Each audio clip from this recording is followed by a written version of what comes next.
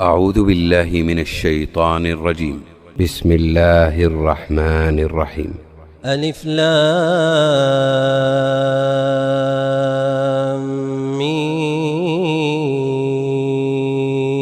را تلك آيات الكتاب والذي أنزل إليك من ربك الحق ولكن أكثر الناس لا يؤمنون.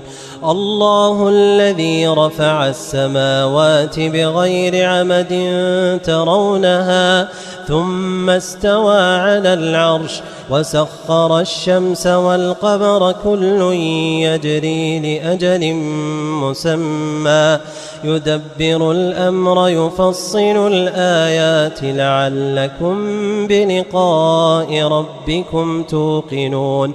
وهو الذي مد الأرض وجعل فيها رواسي وأنهارا ومن كل الثمرات جعل فيها زوجين اثنين يغشي الليل النهار إن في ذلك لآيات لقوم يتفكرون.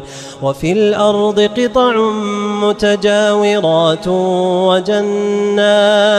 وجنات من أعناب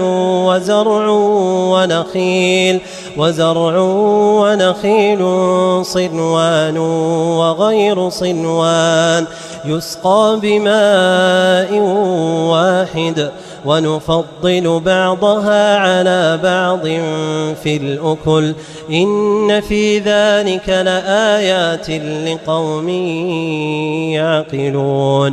وإن تعجب فعجب قولهم أإذا كنا ترابا أإنا لفي خلق جديد أولئك الذين كفروا بربهم وأولئك الأغلال في أعناقهم وأولئك أصحاب النار هم فيها خالدون. ويستعجلونك بالسيئة قبل الحسنة وقد خلت من قبلهم المثلات وإن ربك لذو مغفرة للناس على ظلمهم وإن ربك لشديد العقاب. ويقول الذين كفروا لولا أنزل عليه آية من ربه إنما أنت منذر ولكل قوم هاد. الله يعلم ما تحمل كل أنثى وما تغيض الأرحام وما تزداد وكل شيء عنده بمقدار. عالم الغيب والشهادة الكبير المتعال. سواء منكم من أسر القول ومن جهر به ومن هو مستخف بالليل وسارب بالنهار له معقبات من بين يديه ومن خلفه يحفظونه من أمر الله